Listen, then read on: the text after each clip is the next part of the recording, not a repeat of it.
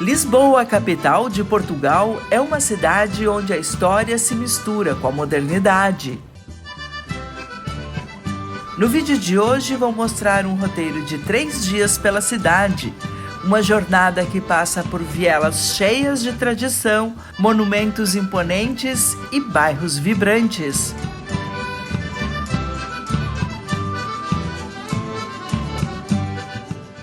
Há muito o que conhecer em Lisboa, a começar pela Praça do Comércio, que fica às margens do Rio Tejo. Aqui no passado foi a principal porta de entrada para a cidade na época das navegações. Era aqui que desembarcavam as mercadorias vindas de todas as partes das colônias do Império Português, incluindo o Brasil. A praça é rodeada por edifícios amarelos, com elegantes arcadas que conferem um ar majestoso. No centro da praça está a estátua de Dom José I. Ele foi o rei de Portugal na época em que ocorreu o grande terremoto de Lisboa em 1755 e durante a reconstrução da cidade. O imponente arco da Rua Augusta, construído para celebrar a reconstrução de Lisboa, é o convite para explorar as ruas do centro histórico, que nesta parte da cidade chama Baixa Pombalina. Ao atravessar o arco está animada a Rua Augusta, uma das ruas mais famosas de Lisboa. Próximo à Rua Augusta está o charmoso bairro do Chiado. No coração do bairro, 2 lugares carregam a alma cultural de Lisboa. Primeiro, a Livraria Bertrand, a mais antiga do mundo em funcionamento. Ela foi fundada em 1732 e já foi reduto de grandes escritores portugueses, hoje homenageados com espaços especiais. A poucos passos dali está a Brasileira, um dos cafés mais famosos e históricos da cidade. Foi fundado em 1905 e logo se tornou o ponto de encontro de artistas e intelectuais. Em frente ao local está a estátua do escritor Fernando Pessoa, sentado à mesa, como se ainda dialogasse com seus amigos.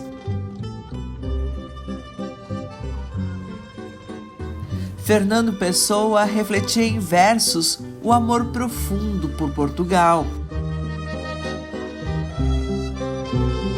No primeiro dia em Lisboa, ainda deu tempo para caminhar pelas ruas do centro histórico, passear às margens do Rio Tejo e chegar até o movimentado mercado Time Out. Instalado no histórico mercado da Ribeira, no bairro do Cais do Sodré, este espaço reúne o melhor da gastronomia portuguesa. São dezenas de bancas oferecendo os pratos típicos, doces irresistíveis e vinhos deliciosos, tudo num ambiente descontraído. No segundo dia em Lisboa, nosso passeio foi pelo bairro de Belém. Embora esteja mais afastado do centro de Lisboa, é imperdível uma visita ao local que concentra monumentos históricos celebrando as grandes navegações.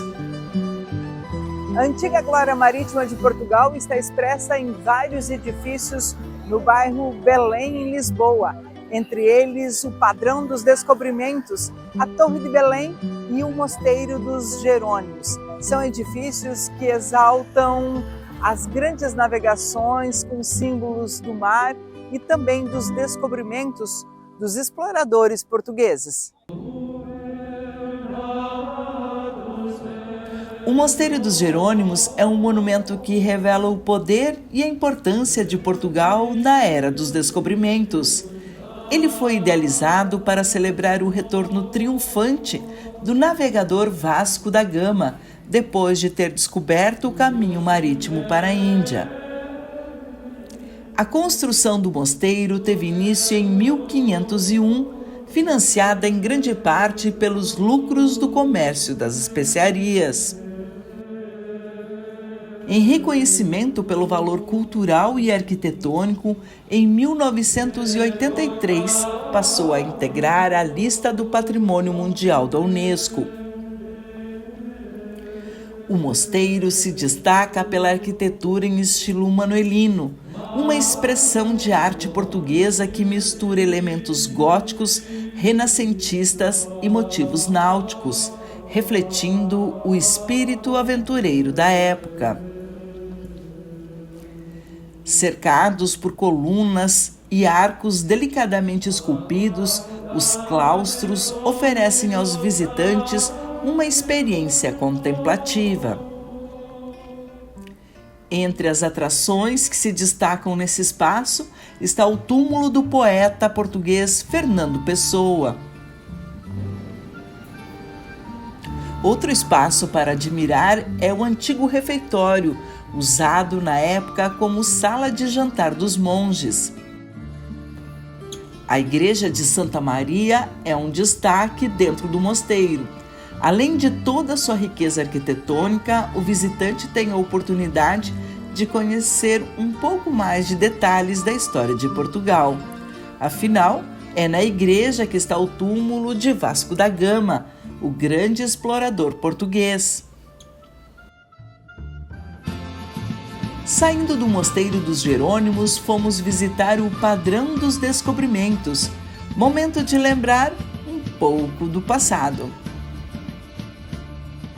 Pelo Tejo vai-se ao mundo, para além do Tejo à América. Esses são versos do poeta português Fernando Pessoa, escritos no século XX, que demonstram a importância do Rio Tejo para Portugal.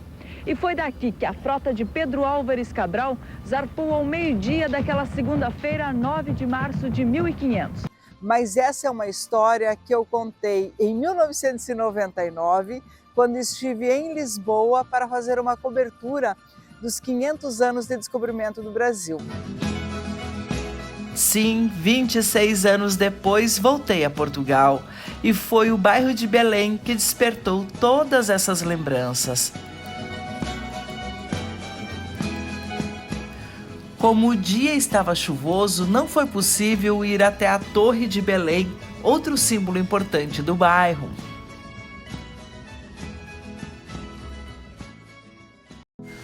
O terceiro dia em Lisboa foi dedicado a visitar o Castelo São Jorge e, com calma, percorrer as ruelas do bairro mais antigo de Lisboa.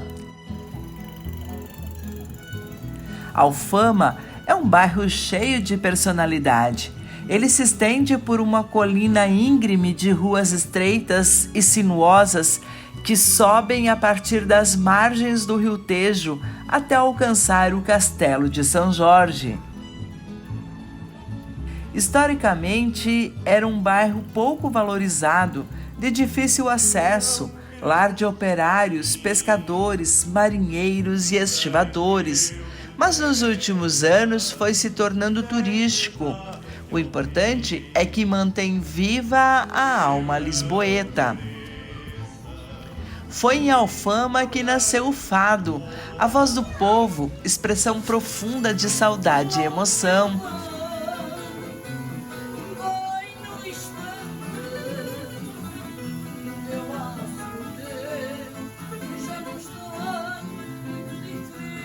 Essa melancólica canção portuguesa foi reconhecida em 2011 como Patrimônio Cultural e Imaterial da Humanidade. Em Alfama, também vale a pena visitar a Igreja de Santo Antônio. O templo foi construído no local onde, segundo a tradição, o santo nasceu. É um espaço de fé, história, em meio ao movimento do bairro.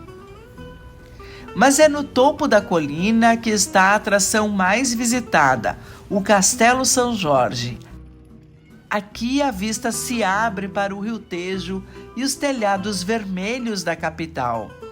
O castelo era parte de um grande complexo militar e estratégico para proteger a cidade dos ataques inimigos. O castelo já serviu de base militar, foi morada da família real e passou por diversas transformações ao longo dos tempos. Hoje serve para contar boa parte da história de Lisboa.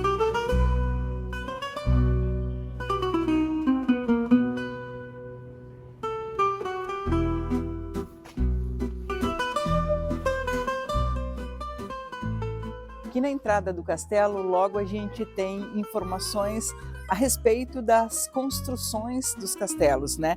Então, os castelos, eles tinham como objetivo resistir a longos cercos, dispondo por isso de uma série de soluções construtivas que acentuavam a dificuldade de acesso e penetração e também destruição. Por isso que eles eram construídos assim no alto de colinas, sobre rochedos, por conta aí da visibilidade que eles tinham em relação a quem ia atacar e também as estratégias militares que eles adotavam para esses embates. A única porta de entrada do castelo era essa, que hoje está desativada. E por aqui, se eles entrassem pelo lado direito, que é uma lógica para quem invade, né, um castelo, eles morreriam porque é um beco sem saída. Já a parte esquerda do castelo é por onde os inimigos encontravam algumas armadilhas que impediam que eles invadissem o castelo.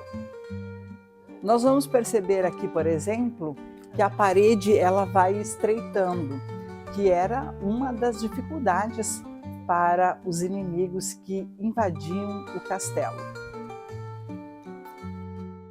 A fortaleza foi erguida no período islâmico, quando Lisboa fazia parte do domínio mouro.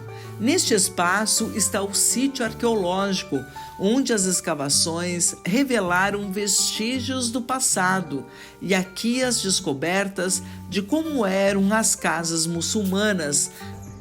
Olha que interessante, a guia estava explicando que essa é uma parte de reprodução das casas muçulmanas. E o que a gente observa é que elas não tinham janelas, porque a privacidade é muito importante para a comunidade muçulmana. E aqui, para se ter uma ideia, as portas elas são viradas para uma rua que era considerada privada. A rua pública é desse espaço. Pelo menos foi o que nos foi explicado nesse tour aqui pelo castelo.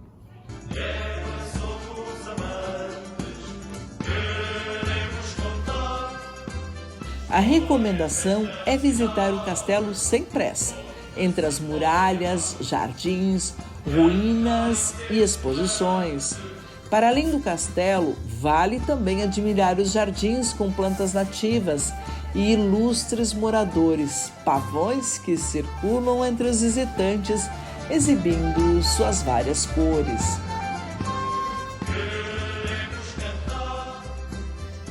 Agora algumas dicas. O ingresso para visitar o castelo dá direito à visita guiada, mas é preciso ficar atento aos dias e horários que isso acontece. Para chegar ao castelo, nós pegamos o ônibus 737 e assim terminamos os 3 dias por Lisboa. Foram intensos, cheios de história, cultura e cenários de tirar o fôlego. E como diz o poeta português Fernando Pessoa, para viajar basta existir. É uma bela reflexão sobre vivenciar nossa capacidade de perceber e sentir o mundo, de nos conectarmos com diferentes culturas e paisagens, mesmo que apenas através da imaginação. Obrigada por me acompanhar até aqui. Se gostou, não esqueça de curtir, se inscrever no canal e compartilhar com quem também ama viajar. Até a próxima aventura!